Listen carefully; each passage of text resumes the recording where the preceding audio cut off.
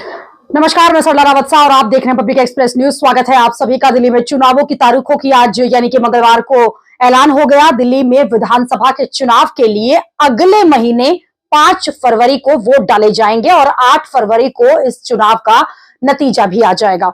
दिल्ली में विधानसभा की 70 सीटें हैं और सभी सीटों पर एक ही चरण में वोट डाले जाएंगे। आम आदमी पार्टी, बीजेपी और कांग्रेस ये अहम पार्टियां हैं जो अपने अपने दम पर चुनाव लड़ रही हैं। कड़ा मुकाबला अगर देखा जाए तो आम आदमी पार्टी और बीजेपी के बीच है। इसी बीच कांग्रेस की भूमिका भी बढ़ती हुई लगातार दिखाई दे रही है। मुख्य चुनाव आयुक्त ने कहा है कि महाराष्ट्र चुनाव की तरह ही दिल्ली में भी मतदान बुधवार को होगा ताकि ज्यादा से ज्यादा लोग वोट डाल सके, इसलिए बुधवार का दिन जो है उसे चुना गया है। नामांकन की आखिरी तारीख 17 जनवरी है। नामांकन की जांच 18 जनवरी को होगी। नामांकन वापस लेने की आखिरी तारीख 20 जनवरी रहेगी। सीईसी ने साथ ही यह भी कहा है कि भारत चुनावों का गोल्ड स्टैंडर्ड है, यह हमारी साझी विरासत है। आयोग ने किसी भी तरह की हेराफेरी या फिर अनियमितता की गुंजाइश नहीं है, यह बताया।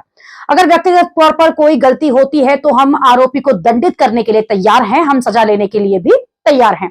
चुनाव की तारीखों के ऐलान के साथ ही मुख्य चुनाव आयुक्त ने वोटर लिस्ट को लेकर जिस तरह से सवाल उठ रहे हैं उस पर भी जवाब दे। उन्होंने कहा गलत तरीके से नाम जोड़ने, हटाने के आरोप और ईवीएम पर सवाल जो उठाए जा रहे हैं वो जो है सरासर गलत है और इसको लेकर निष्पक्षता पूरी तरह से बढ़ती जाती है और एक पहलू पर ध्यान देता है चुनाव आयोग, ये उन्होंने साफ अपनी प्रेस कॉन्फ्रेंस के दौरान कहा। मुख्य चुनाव आयुक्त ने दिखाया कि 2020 से 2004 के बीच 24 के बीच 21 राज्यों में चुनाव हुए हैं और उनमें से 15 में अलग अलग दलों की सरकारें बनी हैं।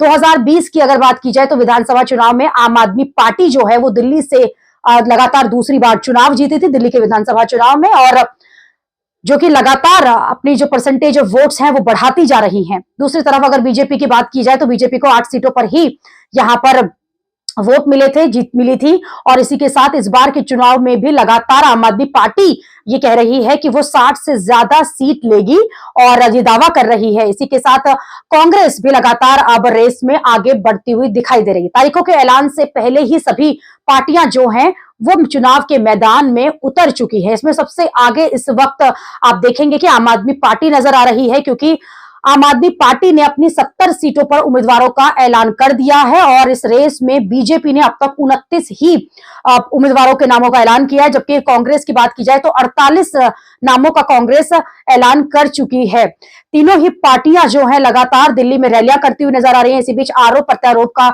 जो दौर है वो भी लगातार जारी है। 5 फरवरी दिल्ली में डाले जाएंगे चुनाव और 8 फरवरी को आएगा रिजल्ट। अभी के लिए इतना ही। अगली खबर में आपसे फिर होगी मुलाकात। देश और दुनिया की खबरों के लिए आप देखते रहिए, आप जुड़े रहिए पब्लिक एक्सप्रेस न्यूज के साथ। धन्यवाद।